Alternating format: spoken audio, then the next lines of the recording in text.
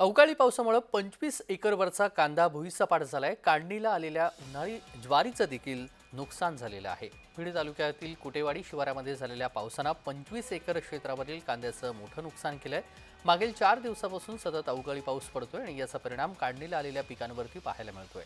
कांद्यासह उन्हाळी ज्वारीचं देखील पावसामध्ये प्रचंड नुकसान झालेलं आहे। त्यामुळे शेतकऱ्यांना लवकरात लवकर मदत मिळावी अशी मागणी आता इथल्या शेतकऱ्यांनी केली आहे।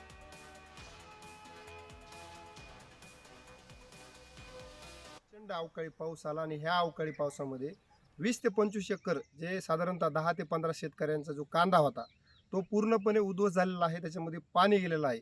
सोबतच उन्हाळी बाजरी आणि इतर पिकंही याच्यामुळे बाधित झालेले आहेत। प्रशासनाला विनंती आहे की त्यांनी याचा पंचनामा करावा आणि या शेतकऱ्यांना जेवढी होईल तेवढी मदत द्यावी, जेणेकरून त्यांना ह्याच्यासाठी जो खर्च आला होता तो निघेल आणि त्यातून त्यांना काहीतरी मदत मिळेल।